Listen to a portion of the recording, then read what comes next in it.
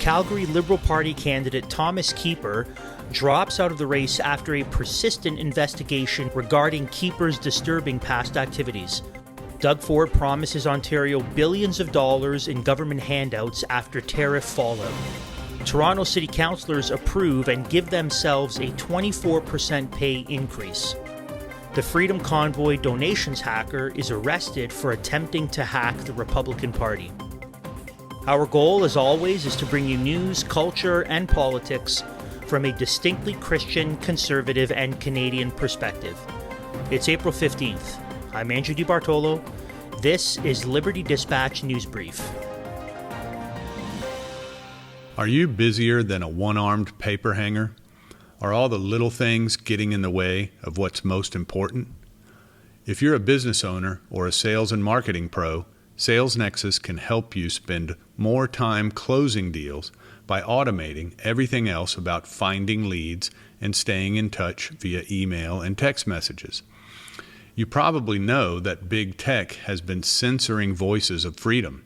That's why Sales Nexus is proud to partner with this show. Sales Nexus is the technology provider built for patriots. We're helping Christian-owned and freedom-minded businesses automate and grow, and we won't spy on your data, sell it, or censor your messages. It's time to stop sending your money to big tech tyrants. Switch to Sales Nexus today. Try it free for 30 days at salesnexus.com.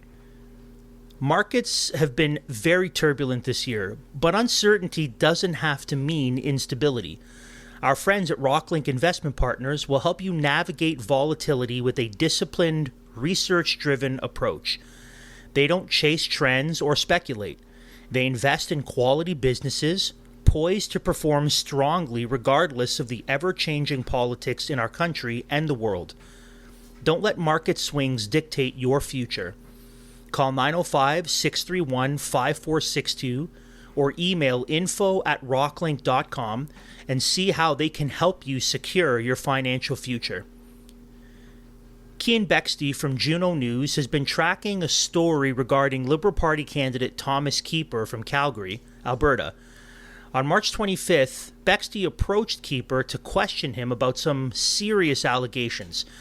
Keeper runs away from Bexte, hides inside of a store, calls the police, and then lies to the police about Bexte getting physical with him. Bexte filmed the whole thing. Now, let's just pause for a moment. A person running for the Liberal Party lied to police officers, falsely claiming a crime was committed, which is illegal, by the way. Bexte breaks the story, saying that Keeper was hit with allegations of physical abuse and sexual assault. Bexte wrote the following, quote, Thomas Keeper, the Liberal Party's candidate in the swing riding of Calgary Confederation, faces a series of disturbing allegations from former friends and associates, including claims of unwanted sexual advances, physical aggression toward his spouse, and verbal abuse against at least one woman. Juno News spoke with over half a dozen sources that have detailed accounts of Thomas Keeper's disturbing past behavior that all occurred prior to seeking public office with the Liberal Party of Canada, close quote. 2 days after this story breaks, Keeper drops out of the race in Calgary.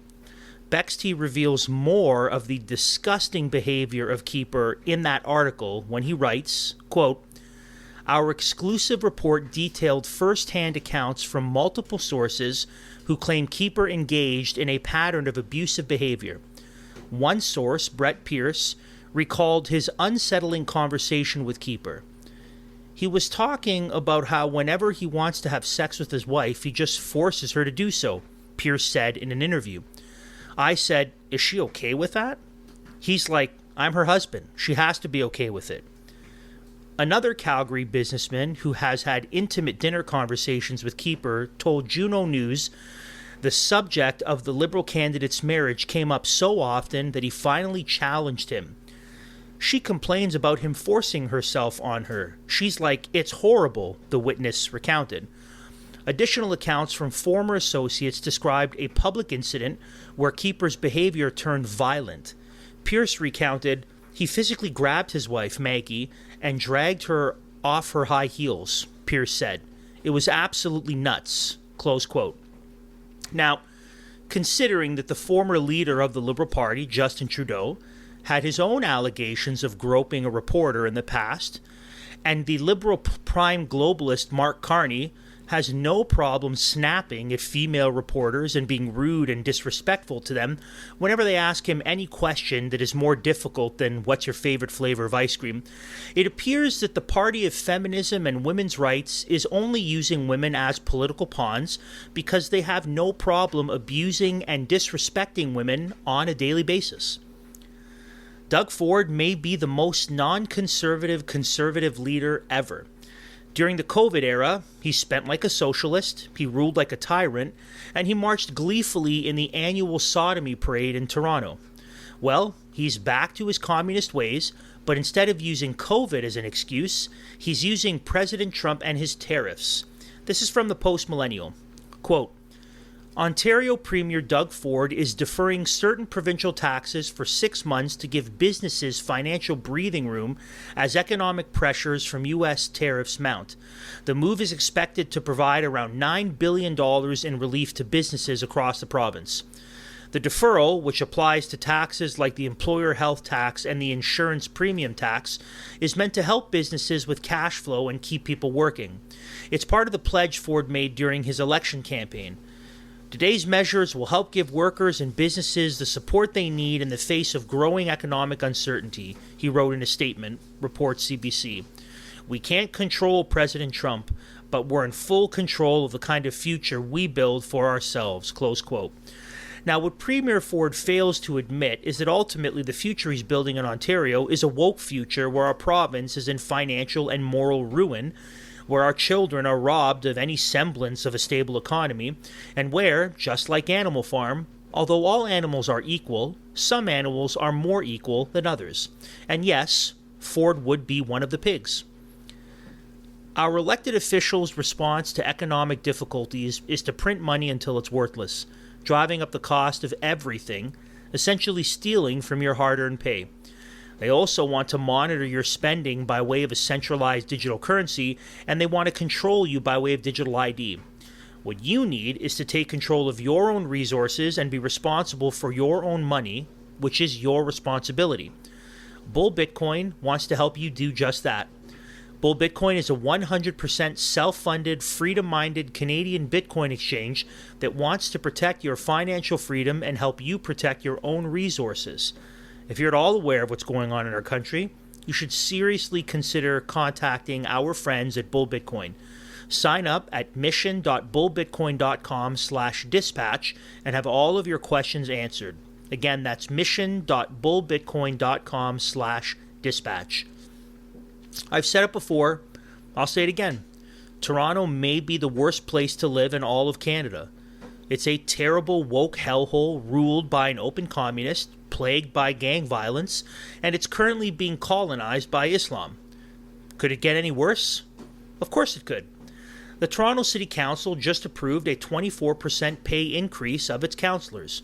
This is from City News. Quote, following a debate on Thursday evening, councillors voted 15-8 in favor of the recommendations put forth in a staff report which will see the salary of elected officials jump to $170,588 from $137,537. According to the staff report, the increase will cost the city almost $1 million more in salaries and benefits in 2025. Councillor Shelley Carroll, who is also the city's budget chief, says this is a fair adjustment, noting that this issue was passed over and deferred several times by previous municipal governments. We know that these are tough times for Torontonians, and we're very concerned about the economy. But the fact remains we do need to get on with that work, and we need to attract the very best. This wage adjustment allows us to do that, she said. We set this rate so that it does adjust upwards, but it will still be slower than a number of the GTA municipalities, close quote. If you live in Toronto, you need to leave. I don't know what you're still doing there, but leave Sodom and Gomorrah now. The glory has departed. Ichabod. Where should you move? Well, you can send us an email at libertydispatch@pm freedomcon.me will gladly help you figure that out. If you recall, a hacker got into the GiveSendGo information and leaked all of the email addresses and donation amounts for people who financially supported the Freedom Convoy. I watched a video of this demon, with rainbow hair, of course, saying how much he enjoyed exposing Nazis. Just a real sweetheart. Well, it turns out that the Wokey has got himself into some real trouble, and hopefully he's punished for his crimes. This is from the Counter Signal.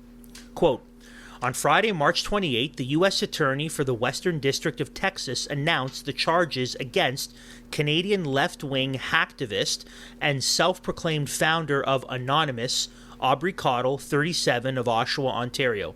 The charges are tied to his alleged role in the 2021 cyber attack on the Texas Republican Party. He was arrested Wednesday by Canadian authorities and faces criminal charges both in Canada and the U.S. The unsealed complaint in the Western District of Texas accuses Cottle of using illegal means to access a backup of the Texas GOP server containing sensitive personal information. The stolen data was exposed online, where prosecutors alleged Cottle also took credit openly via social media. Close quote. Personally, I vote for public flogging and financial restitution rather than putting this ghoul in a tax-funded prison vacation getaway. But I guess some justice is better than no justice. And that's why I bookended the news brief with two terrible stories in the middle, with two stories of justice being done. Friends, though tough times are ahead, and tough times are coming, and dark days are ahead, God is very much in control. Darkness cannot overcome the light, and the truth cannot be hidden forever. We're not hopeless. God vindicates himself and his people, and those who do evil sometimes do experience consequences in this life. So, take heart. Jesus is seated on his throne. Well, there you have it, friends. You're all up to date. Make sure to reach out to our friends over at Rocklink Investment Partners to help steward your wealth. Also, make sure you head over to mission.bullbitcoin.com/dispatch to take control of your finances today. And you have to head over to ldcanada.substack.com to subscribe to our mailing list. It's the only way that you'll get updated information for our 3-part webinar series with Pablo from Bull Bitcoin starting Friday, April 25th at 9 p.m. Eastern Time, where we will be discussing Bitcoin as freedom currency. And then the following 2 Fridays will be Bitcoin 101 and then how to buy and store Bitcoin. These are totally free to attend, 30-minute webinars with live interaction, audience Q&A. But the only way you're going to get the information and the links is if you head over to ldcanada.substack.com, subscribe to our Substack so that you get the updated emails. And also, while you're there, please consider supporting the show so that we can continue to bring you more news, more worldview analysis, more written articles, more interviews, more additional content, more special features for our subscribers like our webinar series to continue to do the work that we are doing for you. Until next time, Galatians 5:1.